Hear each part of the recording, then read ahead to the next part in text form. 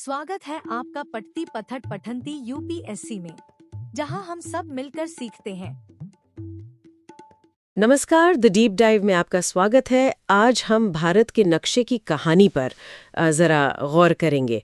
एक ऐसा नक्शा जो आप कह सकते हैं पत्थर की लकीर नहीं बल्कि लगातार बदलता रहा है। हम गोता लगा रहे हैं एम लक्ष्मीकांत की भारतीय राज व्यवस्था के अध्याय 5 में, संघ और उसका राज्य क्षेत्र। हाँ, और ये यूपीएससी प्रीलिम्स और मेंस दोनों के लिहाज से बहुत ही जरूरी चैप्टर है। बिल्कुल।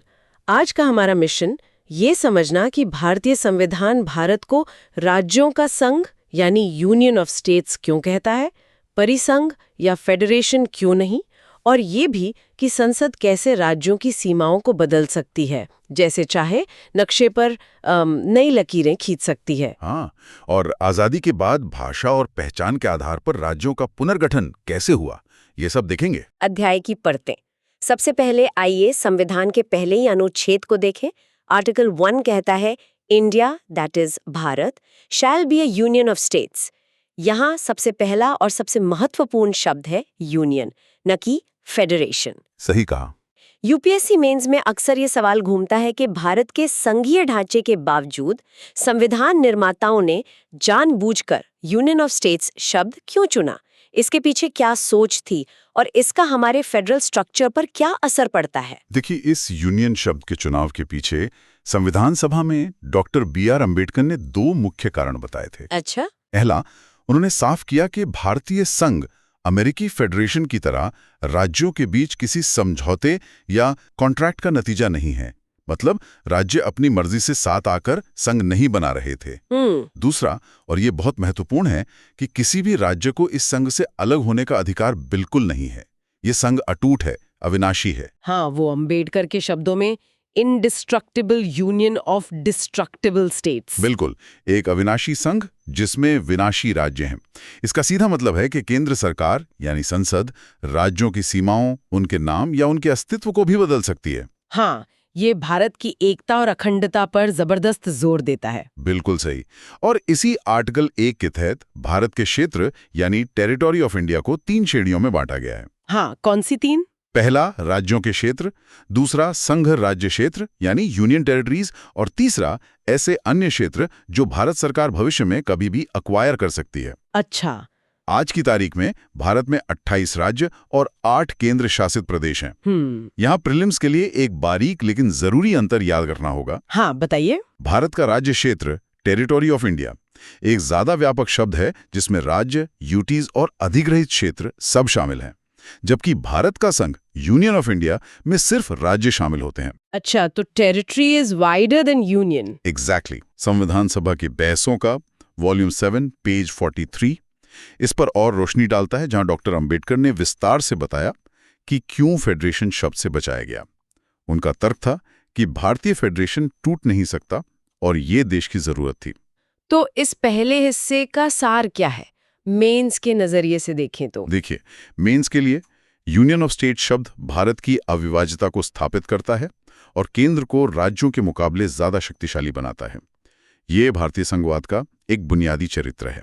और प्रीलिम्स के लिए क्या जरूरी है? प्रीलिम्स के लिए आर्टिकल 1 की वर्डिंग, यूनियन ऑफ स्टेट्स का मतलब, डॉक्टर अंबेडकर का तर्क, टेरिटरी ऑफ इंडिया की 3 श्रेणियां और ये टेरिटोरी ऑफ इंडिया बनाम यूनियन ऑफ इंडिया का फर्क। ठीक है, तो हमने समझा कि भारत राज्यों का संघ है और राज्य इससे अलग नहीं हो सकते। अब सवाल उठता है कि इस संघ की आंतरिक बनावट, मतलब राज्यों की सीमाओं और नामों को बदलने की शक्ति किसके पास है और कैसे?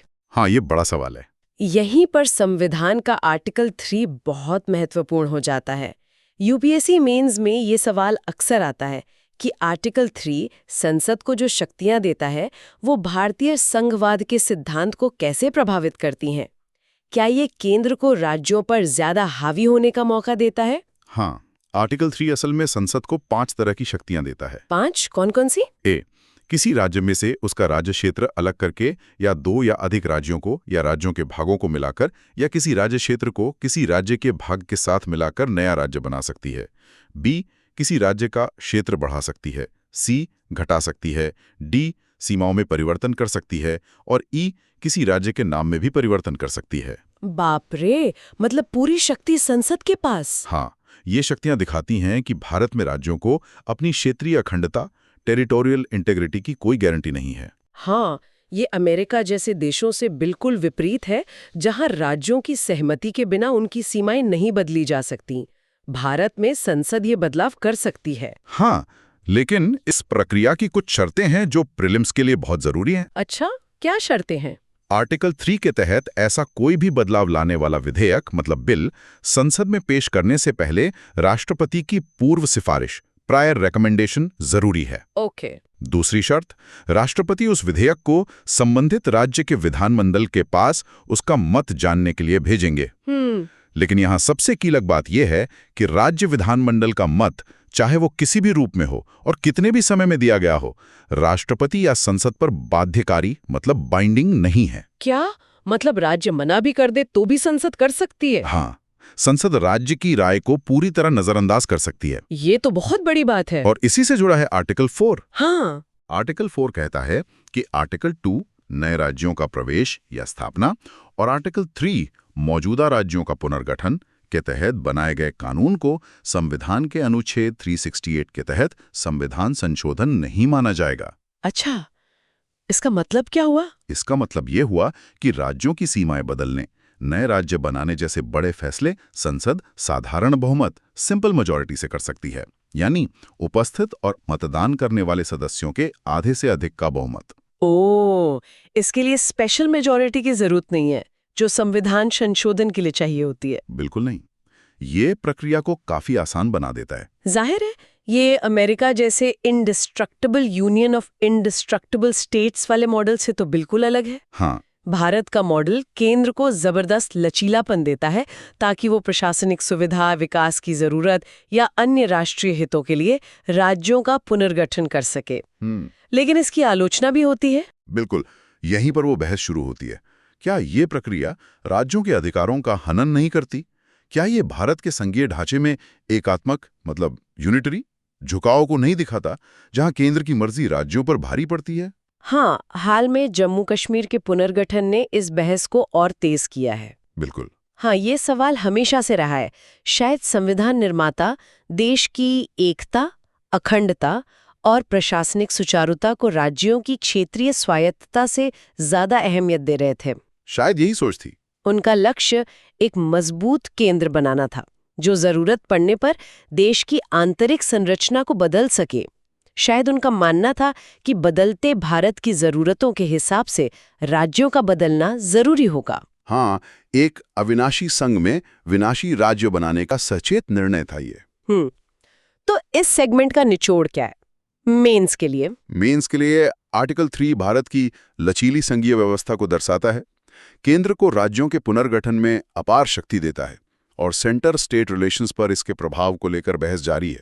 और प्रीलिम्स के लिए याद रखें, आर्टिकल 3 की 5 शक्तियां, प्रक्रिया, राष्ट्रपति की सिफारिश, राज्य विधानमंडल की भूमिका बाध्यकारी नहीं, आर्टिकल 4 का मतलब साधारण बहुमत, नो आर्ट 368 अमेंडमेंट, और ये कि राज्यों को टेरिटोरियल इंटेग्रिटी की गारंटी नहीं है। ठीक है, चलिए अब इस शक्ति के व्यावहारिक इस्तेमाल पर आते हैं। आर्टिकल 3 सिर्फ कागज पर नहीं रहा। बिल्कुल नहीं। आजादी के बाद भारत का नक्शा कई बार बदला है। खासकर भाषा के आधार पर राज्यों की मांग एक बड़ा राजनीतिक और सामाजिक मुद्दा बन गई। यूपीएससी मेंस में अक्सर ये सवाल पूछा जाता है, स्वतंत्रता के बाद भारत में राज्यों के पुनर्गठन की प्रक्रिया का विश्लेषण करें, इसके मुख्य आधार क्या थे और इस प्रक्रिया में किन चुनौतियों का सामना करना पड़ा। शुरू में देखिए, कांग्रेस नेतृत्व और केंद्र सरकार भाषा के आधार पर राज्यों के पुनर्गठन के पक्ष में नहीं थी। हाँ, उन्हें डर था शायद। हाँ, डर था कि इससे देश की एकता कमजोर होगी, अलगाववाद बढ़ेगा। उनका जोर प्रशासनिक सुविधा पर था, लेकिन खासकर दक्षिण भारत से भाषाई पहचान के आधार पर अलग राज्यों की मांग इतनी प्रबल हुई कि सरकार को झुकना पड़ा। ये महज प्रशासनिक कवायद नहीं थी, ये गहरी जनभावनाओं और क्षेत्रीय आकांक्षाओं का प्रकटीकरण था। बिल्कुल। तो इसमें कौन से आयोग या समितियां महत्वपूर्ण रहीं? हाँ, इस पूरी प्रक्रिया में 3 आयोग या समितियां मील का पत्थर साबित हुई। प्रीलिम्स के लिए इनके नाम, साल और मुख्य सिफारिशें याद रखना बेहद जरूरी है। बताइए। पहला, धर आयोग, एस.के. धर कमीशन, जून 1948। इसे भाषाई प्रांत आयोग भी कहा जाता है। इसने साफ तौर पर भाषा के आधार को खारिज कर दिया और प्रशासनिक सुविधा को ही पुनर्गठन का आधार बनाने की सिफारिश की। अच्छा, मतलब भाषा नहीं, प्रशासन। हाँ। दूसरा, जेवीपी समिति, जेवीपी कमेटी, दिसंबर 1948। इसमें 3 बड़े नेता थे, जवाहरलाल नेहरू, वल्लभ भाई पटेल और पट्टाभी सीतारामैया। हाँ, जेवीपी। इन्होंने भी औपचारिक रूप से भाषा के आधार को अस्वीकार कर दिया, लेकिन माना कि जनभावना बहुत प्रबल हो तो इस पर विचार किया जा सकता है। एक तरह से मुद्दे को टाल दिया। टाल मटोल। तीसरा और सबसे महत्वपूर्ण, फजल अली आयोग 1953। हाँ, ये तो बहुत सुना है। इस आयोग के बनने का तात्कालिक कारण था पोट्टी श्रीमुलू का 56 दिनों का आमरण अनशन और उनकी मृत्यु। वो मद्रास राज्य से अलग तेलुगु भाषी आंध्र प्रदेश बनाने की मांग कर रहे थे। हाँ, उनकी मृत्यु के बाद तो काफी। हाँ, हिंसा भड़क उठी और सरकार को अक्टूबर 1953 में पहला भाषाई राज्य आंध्र प्रदेश बनाना पड़ा। इसके बाद तो जैसे भाषाई राज्यों की मांग का बांध ही टूट गया। फिर क्या हुआ?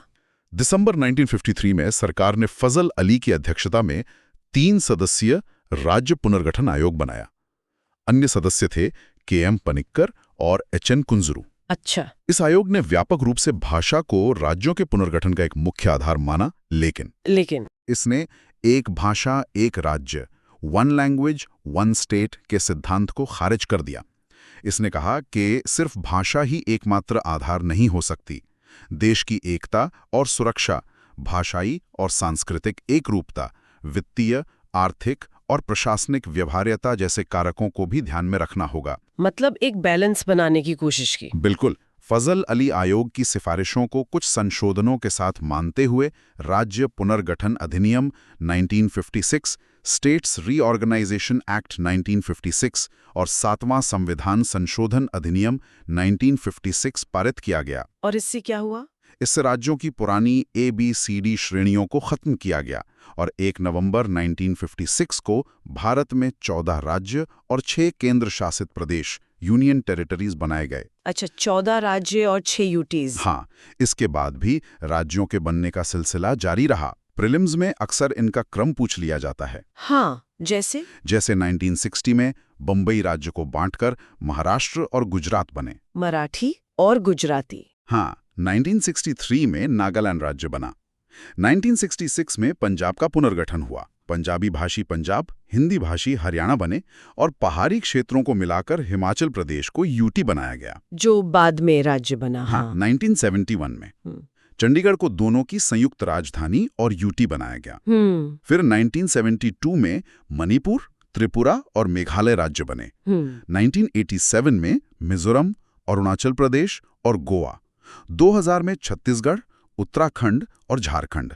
और हाल ही में 2014 में आंध्र प्रदेश से तेलंगाना अलग हुआ। काफी लंबा सिलसिला है ये तो। बिल्कुल।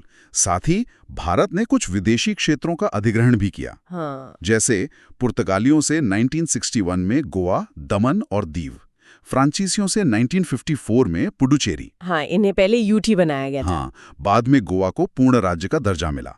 और सबसे ताजा उदाहरण है 2019 का, जब आर्टिकल 370 और 35A के तहत जम्मू और कश्मीर को मिला विशेष दर्जा समाप्त कर राज्य को 2 केंद्र शासित प्रदेशों जम्मू और कश्मीर और लद्दाख में पुनर्गठित किया गया। तो देखिए, भारत का नक्शा कैसे लगातार बदलता रहा है। मेंस के लिए यहाँ मुख्य बात क्या है? मेंस के लिए समझना जरूरी है कि राज्यों का पुनर्गठन सिर्फ प्रशासनिक जरूरत नहीं थी, बल्कि ये भाषाई आकांक्षाओं, क्षेत्रीय पहचान, जातीयता, आर्थिक विकास और राष्ट्रीय एकता के बीच संतुलन साधने की एक जटिल और निरंतर चलने वाली प्रक्रिया रही है। हाँ, इसमें कई बार तनाव भी हुआ, लेकिन इसने भारतीय लोकतंत्र को ज्यादा समावेशी भी बनाया। सही कहा। और प्रीलिम्स के लिए धर आयोग, जेवीपी समिति, फजल अली आयोग की सिफारिशें, राज्य पुनर्गठन अधिनियम 1956, 14 राज्य, 6 यूटीज और प्रमुख राज्यों के गठन की तारीखें और उनका क्रम याद रखना बहुत जरूरी है। ठीक है, अब एक और पेचीदा संवैधानिक सवाल पर आते हैं। हमने देखा कि संसद आर्टिकल 3 के तहत भारत के अंदर राज्यों को बदल सकती है, लेकिन क्या भारत सरकार अपने क्षेत्र का कोई हिस्सा किसी दूसरे देश को सौंप सकती है, सीड कर सकती है? हाँ, ये बहुत ही महत्वपूर्ण सवाल है। अगर हाँ, तो कैसे? ये सवाल सुप्रीम कोर्ट के सामने बेरुबारी संघ मामले में आया था। ये केस यूपीएससी की परीक्षाओं के लिए लैंडमार्क माना जाता है। बिल्कुल। इससे जुड़ा मेन सवाल बन सकता है, क्या संसद साधारण कानून बनाकर भारतीय क्षेत्र को किसी विदेशी राज्य को सौंप सकती है?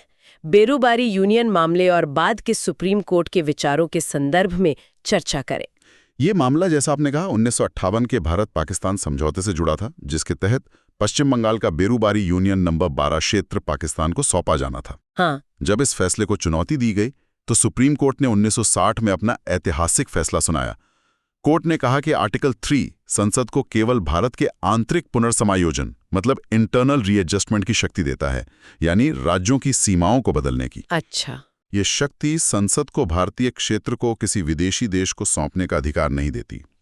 अगर ऐसा करना है तो इसके लिए संविधान में संशोधन करना होगा, वो भी आर्टिकल 368 के तहत निर्धारित प्रक्रिया का पालन करते हुए। मतलब साधारण बहुमत से नहीं, विशेष बहुमत से। हाँ, संविधान संशोधन की पूरी प्रक्रिया से।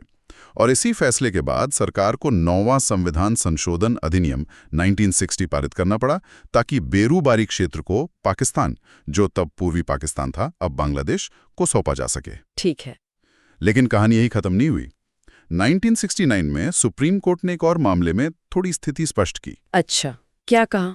कोर्ट ने कहा कि अगर मामला सिर्फ सीमा विवाद के निपटारे, settlement of a boundary dispute का हो, जिसमें वास्तव में भारतीय क्षेत्र का समर्पण, सेशंस शामिल ना हो, तो उसके लिए संविधान संशोधन की जरूरत नहीं है। ऐसा काम केवल कार्यकारी कार्रवाई यानी सरकार के सामान्य कामकाज के जरिए किया जा सकता है। ये तो बड़ा बारीक फर्क है, सेशन वर्सेस बाउंड्री सेटलमेंट। हाँ, और इसी फर्क का एक बहुत महत्वपूर्ण और हालिया उदाहरण है 100वां संविधान संशोधन अधिनियम 2015। हाँ, भारत बांग्लादेश वाला। बिल्कुल। ये भारत और बांग्लादेश के बीच 1974 के लैंड बाउंड्री एग्रीमेंट और 2011 के प्रोटोकॉल को लागू करने के लिए लाया गया था। इसमें दोनों देशों के बीच सीमा को अंतिम रूप देना और दशकों से चले आ रहे एन्क्लेव्स के आदान प्रदान का मुद्दा शामिल था।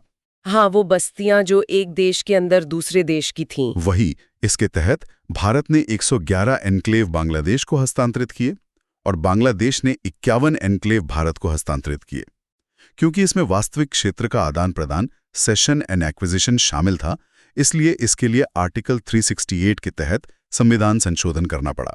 अच्छा, प्रीलिम्स के लिए बेरूबारी मामला 1960 और 100वां संशोधन 2015 दोनों ही बहुत महत्वपूर्ण हैं। हाँ, बिल्कुल।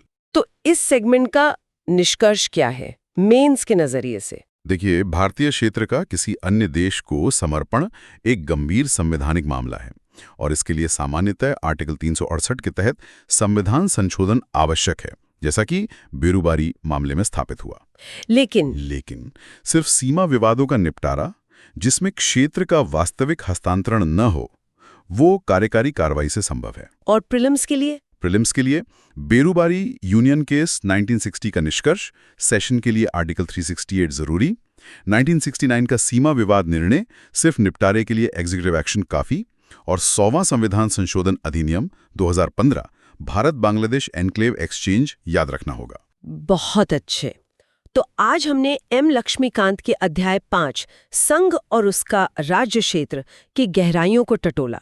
हमने समझा कि क्यों भारत राज्यों का संघ है, संसद को आर्टिकल 3 के तहत राज्यों के नक्शे को बदलने की क्या अद्भुत शक्तियां हैं। हाँ, और कैसे आजादी के बाद भाषा, पहचान और प्रशासनिक जरूरतों के आधार पर राज्यों और केंद्र शासित प्रदेशों का ये जटिल ताना बाना बुना गया। बिल्कुल। हमने धर आयोग, जेवीपी समिति, फजल अली आयोग जैसे महत्वपूर्ण आयोगों की सिफारिशों को देखा, राज्य पुनर्गठन अधिनियम 1956 के प्रभाव को समझा और बेरूबारी यूनियन मामला 1960 और 100वें संविधान संशोधन 2015 जैसे लैंडमार्क संवैधानिक मुद्दों पर भी ध्यान केंद्रित किया। यूपीएससी परीक्षा के लिए आर्टिकल 1, 2, 3 और 4 के प्रावधान, उनकी प्रक्रियाएं और निहितार्थ बहुत महत्वपूर्ण हैं। सही कहा। ये अध्याय में दिखाता है कि भारत का संघवाद कितना अनूठा और लचीला है। कैसे संविधान निर्माताओं ने राष्ट्र की एकता और प्रशासनिक सुविधा को राज्यों की क्षेत्रीय अखंडता पर वरीयता दी, एक अविनाशी संघ में विनाशी राज्यों का मॉडल चुनकर। बिल्कुल। जाते जाते आपके लिए एक विचारणीय प्रश्न छोड़ जाते हैं। आर्टिकल 3 द्वारा केंद्र को दी गई राज्यों की सीमाओं को बदलने की व्यापक शक्ति क्या आज के दौर में बढ़ती क्षेत्रीय आकांक्षाओं और राज्यों की अधिक स्वायत्ता की मांग के साथ पूरी तरह सामंजस्य बिठा पाती है? हाँ, ये सोचने वाली बात है। खासकर तब जब क्षेत्रीय पहचान और मांगें और मजबूत हो रही हैं। इस पर सोचिएगा। अगली बार फिर मिलेंगे एक नए अध्याय के साथ। नमस्कार। नमस्कार।